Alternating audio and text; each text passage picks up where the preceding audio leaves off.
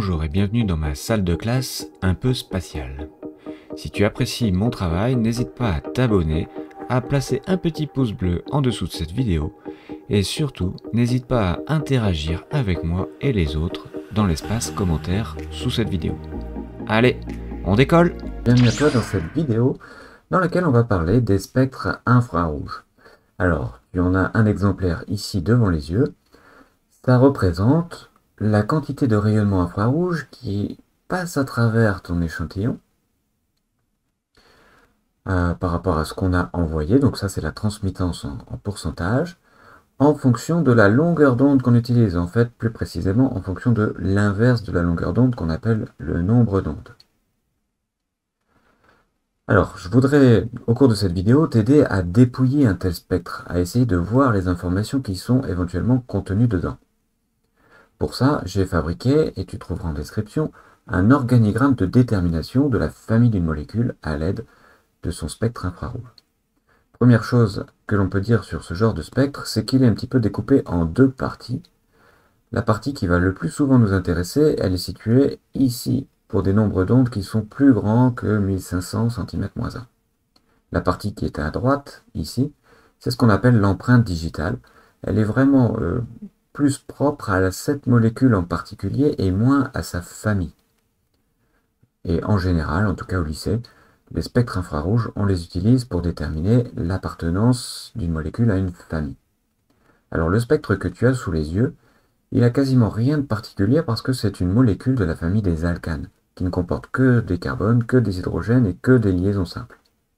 On voit dans la partie qui va nous intéresser qu'il y a quand même une absorption caractéristique en fait des liaisons CH qui se situe ici un peu autour des 3000 cm-1. Donc c'est une bande d'absorption qu'on risque de retrouver à chaque fois, en fait à chaque fois qu'on a des liaisons carbone-hydrogène qui ne sont pas particulières.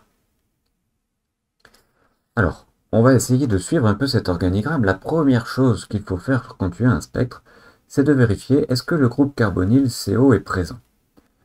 Alors pour ça, comment savoir, à chaque fois en dessous de la case, tu as comment savoir, eh bien il faut chercher si dans le spectre on a une absorption forte, assez fine, dans la région de 1660-1820. Alors je te présente deux spectres ici. Voici le spectre E, et voici le spectre C par exemple. Alors est-ce que sur l'un de ces spectres, on retrouve cette bande caractéristique? Donc absorption forte, assez fine dans la région de 1600-1820. Tu peux faire pause pour étudier un petit peu plus en détail si tu veux. Alors oui, on retrouve cette bande caractéristique, absorption forte, c'est presque 100% d'absorption, presque plus rien de transmis, assez fine, dans la région 1600-1820. Donc dans ce spectre E, oui c'est présent, alors que dans ce spectre C, ici, ça ne l'est pas. Alors on va laisser le spectre E de côté pour l'instant, et on va essayer de poursuivre l'organigramme avec ce spectre. Donc, le carbonyle est présent? Non. Alors, on va vérifier. Alors, dans ce cas-là, il n'y a que, en tout cas en terminale, il n'y a que deux choses à aller vérifier. Est-ce que le groupe hydroxyle est présent? Si oui, c'est de la famille des alcools. Est-ce que le groupe amine est présent? Si oui, c'est la famille des amines. Bien sûr, on peut éventuellement, dans une molécule, avoir les deux. C'est assez rare au niveau terminal qu'on complique ainsi les choses. Alors, le groupe hydroxyle est-il présent? Comment savoir? Eh bien, il faut aller chercher une absorption large dans la région 3200-3600 cm-1. 3200, 3600, c'est dans cette région. Et oui, ici, on a une absorption qui est large. Elle est tellement large que celle-là, on a coutume de l'appeler la patate alcoolique. La patate alcoolique, c'est cette absorption très large, caractéristique du groupement hydroxyle, et donc d'une molécule appartenant à la famille des alcools. Donc ce spectre C nous permet d'identifier que cette molécule appartient à la famille des alcools. Alors, de ce fait, changeons de spectre.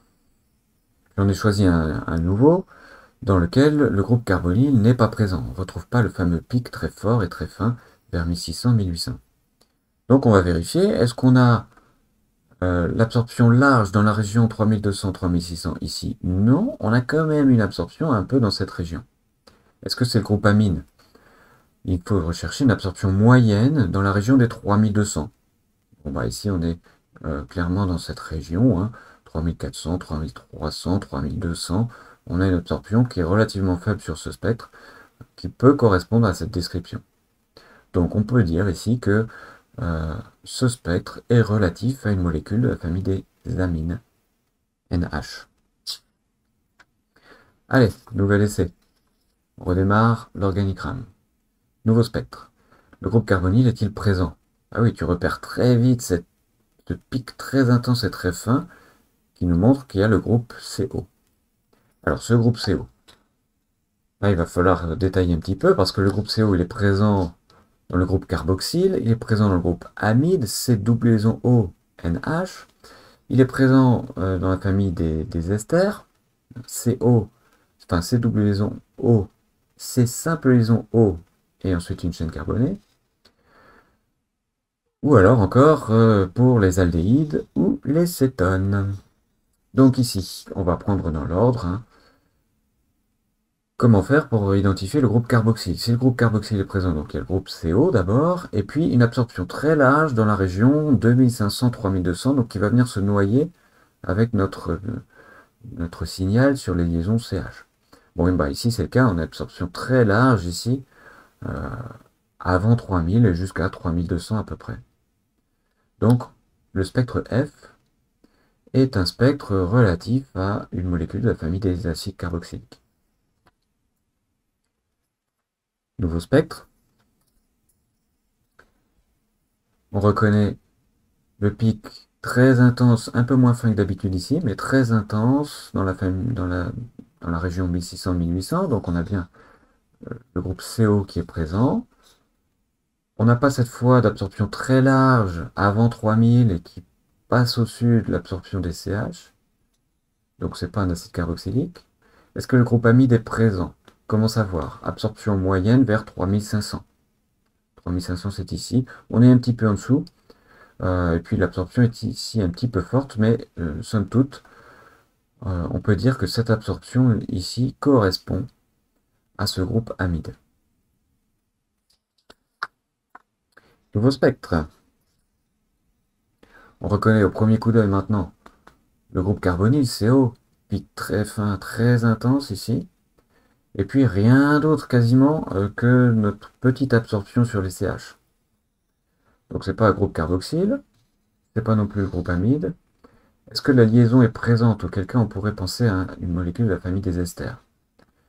Si oui, alors on doit avoir une absorption de très forte intensité vers 1000-1300 cm-1. Ah, c'est un cas particulier, tu vois que on va aller chercher quelque chose en dessous de 1500. On est dans l'empreinte digitale de cette molécule. C'est le seul cas où on va chercher un peu là-dedans. Ici c'est le cas, hein. On voit ici ce pic de très forte intensité, assez fin, ici dans cette région, 1000-1300. Donc on a le spectre caractéristique d'une molécule faisant partie de la famille des esters. Je te propose un dernier spectre. On reconnaît tout de suite qu'il y a le groupe CO. Une absorption très large dans la région 2500-3200, pas tellement. Hein. On voit nos CH habituels. Donc pas non plus groupe amide. Dans l'empreinte digitale, on n'a pas clairement de signal en faveur du groupe C simple liaison O. Est-ce que la liaison CH aldéhydique est présente? Dans ce cas, il nous faut deux absorptions faibles vers 2750-2800. 2750-2800, c'est cette région. On reconnaît le pic habituel des CH et on voit ici que ce pic habituel des CH, il est un petit peu perturbé. On voit un pic en fait qui est un peu noyé dedans. Peut-être même un deuxième ici avec ce décrochage. Donc ici, on peut identifier, c'est pas très facile, hein, la liaison CH aldéhydique avec ces deux absorptions faibles vers 2750-2850. Et donc, ce spectre appartient à la famille des aldéhydes. Alors, si je reprends le spectre initial qui m'a servi à te montrer pour la première fois l'absorption du CO, ici, que je suis un petit peu mon diagramme, je vois que là, il n'y a pas d'absorption très large du groupe carboxyle, je vois qu'il n'y a pas d'absorption moyenne du groupe amide. Pour la liaison CO, c'est pas évident, j'ai une absorption ici qui est relativement intense, mais pas évident. Est-ce que j'ai deux absorptions faibles vers 2700-2850? Non, j'ai mon pic habituel CH qui n'a pas l'air d'être perturbé. Donc, je suis dans le cas où on pourrait dire je n'observe rien de tout cela, et donc c'est la famille des cétones. Voilà. Grâce à ce petit organigramme, tu vois que tu peux facilement t'entraîner avec plein de spectres différents à essayer de suivre. Alors, tu trouveras en description de cette vidéo mon organigramme et tous ces exemples de spectres. À toi, si tu le veux, de t'entraîner et de revoir cette vidéo pour avoir la correction. Allez, je te souhaite bon courage dans ce travail et je te dis à bientôt.